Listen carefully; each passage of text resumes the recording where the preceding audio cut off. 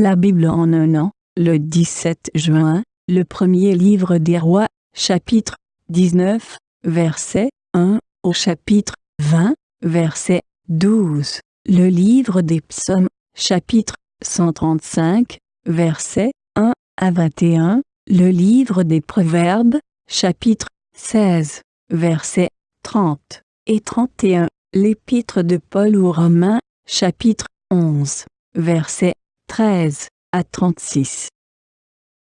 1 Roi, chapitre 19. Akab rapporta à Jézabel tout ce qu'avait fait Élie et comment il avait tué par l'épée tous les prophètes.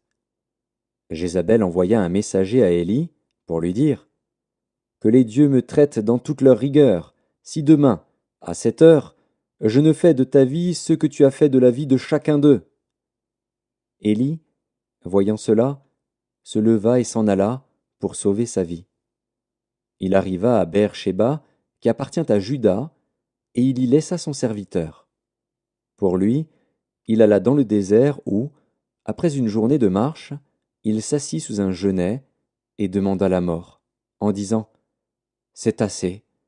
Maintenant, Éternel, prends mon âme, car je ne suis pas meilleur que mes pères. » Il se coucha et s'endormit sous un genêt. Et voici, un ange le toucha et lui dit « Lève-toi, mange. » Il regarda, et il y avait à son chevet un gâteau cuit sur des pierres chauffées et une cruche d'eau. Il mangea et but, puis se recoucha. L'ange de l'Éternel vint une seconde fois, le toucha, et dit « Lève-toi, mange, car le chemin est trop long pour toi. » Il se leva, mangea et but. Et avec la force que lui donna cette nourriture, il marcha 40 jours et 40 nuits jusqu'à la montagne de Dieu, à Horeb. Et là, il entra dans la caverne, et il y passa la nuit. Et voici, la parole de l'Éternel lui fut adressée, en ces mots, « Que fais-tu ici, Élie ?» Il répondit, « J'ai déployé mon zèle pour l'Éternel, le Dieu des armées, car les enfants d'Israël ont abandonné ton alliance, ils ont renversé tes autels, et ils ont tué par l'épée tes prophètes. Je suis resté, moi seul, et ils cherchent à m'ôter la vie. » L'Éternel dit, « Sors, et tiens-toi dans la montagne devant l'Éternel. » Et voici, l'Éternel passa, et devant l'Éternel, il y eut un vent fort et violent qui déchirait les montagnes et brisait les rochers.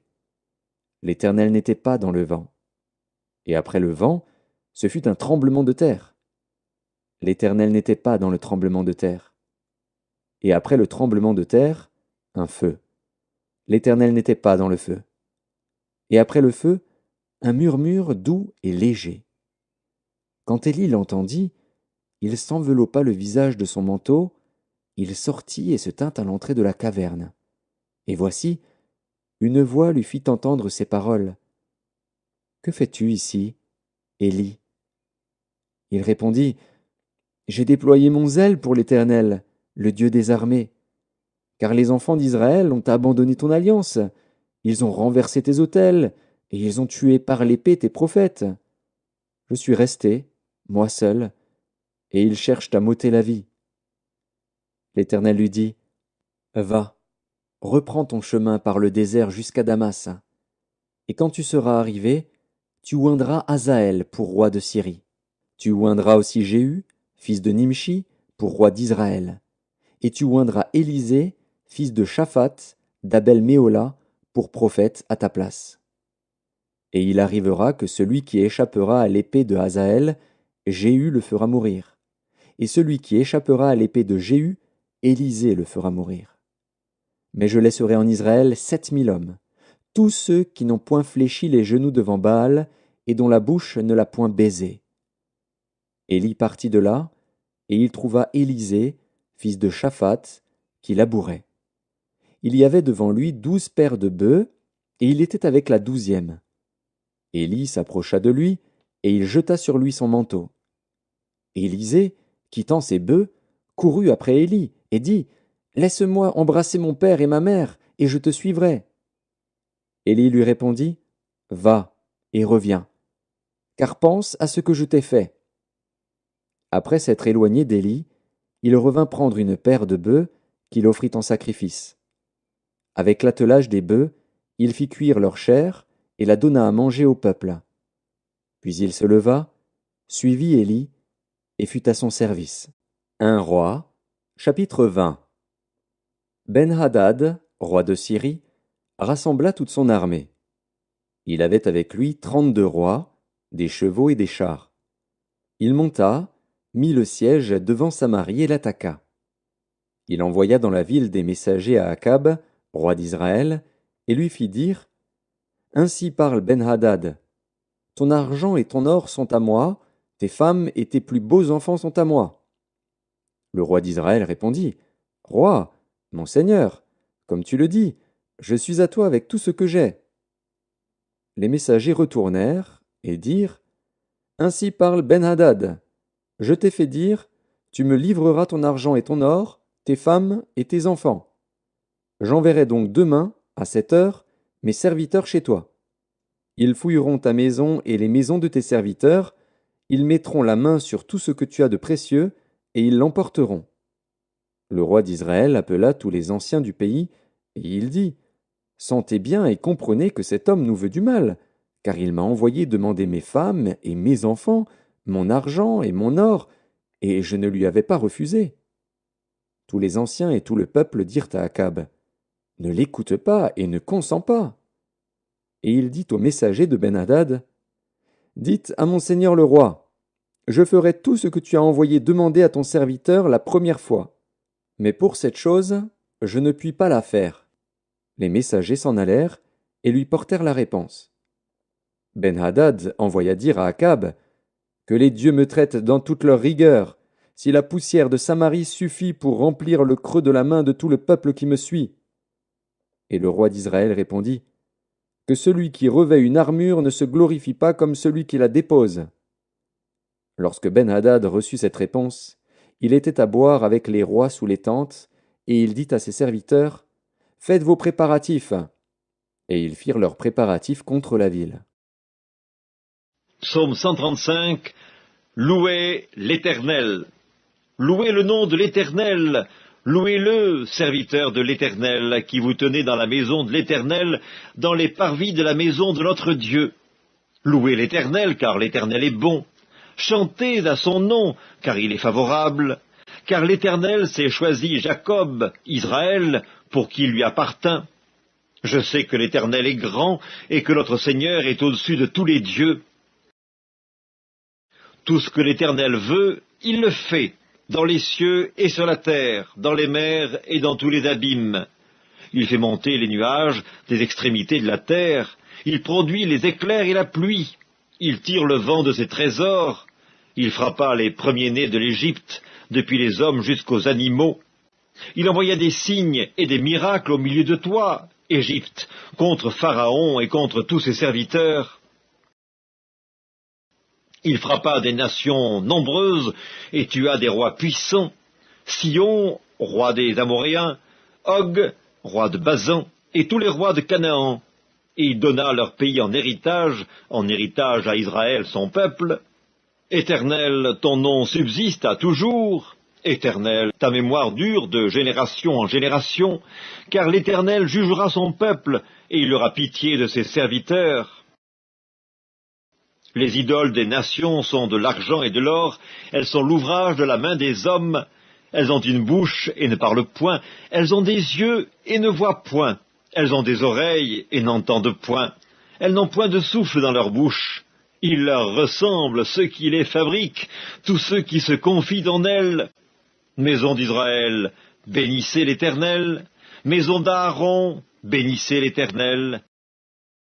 Maison de Lévi, bénissez l'Éternel. Vous qui craignez l'Éternel, bénissez l'Éternel. Que de Sion l'on bénisse l'Éternel qui habite à Jérusalem. Louez l'Éternel. Livre des Proverbes, chapitre 16. Celui qui ferme les yeux pour se livrer à des pensées perverses, celui qui se mord les lèvres a déjà consommé le mal. Les cheveux blancs sont comme une couronne d'honneur, c'est dans le chemin de la justice qu'on la trouve.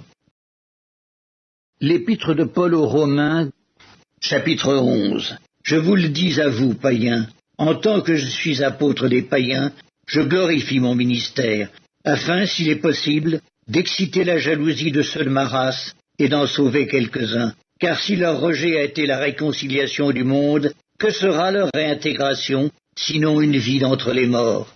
Or, si les prémices sont saintes, la masse l'est aussi. Et si la racine est sainte, les branches le sont aussi. Mais si quelques-unes des branches ont été retranchées, et si toi, qui étais un olivier sauvage, tu as été hanté à leur place et rendu participant de la racine et de la graisse de l'olivier, ne te glorifie pas aux dépens de ces branches. Si tu te glorifies, sache que ce n'est pas toi qui portes la racine, mais que c'est la racine qui te porte. Tu diras donc, les branches ont été retranchées, afin que moi je fusse hanté. Cela est vrai. Elles ont été retranchées pour cause d'incrédulité, et toi, tu subsistes par la foi. Ne t'abandonne pas à l'orgueil, mais crains. Car si Dieu n'a pas épargné les branches naturelles, il ne t'épargnera pas non plus. Considère donc la bonté et la sévérité de Dieu, sévérité envers ceux qui sont tombés et bonté de Dieu envers toi, si tu demeures ferme dans cette bonté. Autrement, tu seras aussi retranché. Eux de même, s'ils ne persistent pas dans l'incrédulité, ils seront hantés, car Dieu est puissant pour les hanter de nouveau. Si toi tu as été coupé de l'olivier naturellement sauvage et hanté, contrairement à ta nature, sur l'olivier franc, à plus forte raison, eux seront-ils hantés, selon leur nature, sur leur propre olivier. Car je ne veux pas, frères, que vous ignoriez ce mystère, afin que vous ne vous regardiez point comme sages. C'est qu'une partie d'Israël est tombée dans l'endurcissement jusqu'à ce que la totalité des païens soit entrée. Et ainsi tout Israël sera sauvé. Selon qu'il est écrit, le libérateur viendra de Sion et il détournera de Jacob les impiétés, et ce sera mon alliance avec eux lorsque j'ôterai leurs péchés. En ce qui concerne l'Évangile, ils sont ennemis à cause de vous. Mais en ce qui concerne l'élection, ils seront aimés à cause de leur Père. Car Dieu ne se repent pas de ses dons et de son appel, de même que vous avez autrefois désobéi à Dieu, et que par leur désobéissance vous avez maintenant obtenu miséricorde, de même, ils ont maintenant désobéi afin que par la miséricorde qui vous a été faite, ils obtiennent aussi miséricorde. Car Dieu a renfermé tous les hommes dans la désobéissance pour faire miséricorde à tous. Ô profondeur de la richesse, de la sagesse et de la science de Dieu, que ses jugements sont insondables et ses voies incompréhensibles. Car qui a connu la pensée du Seigneur, ou qui a été son conseiller, qui lui a donné le premier pour qu'il ait à recevoir en retour? C'est de lui, par lui et pour lui que sont toutes choses. À lui la gloire dans tous les siècles. Amen.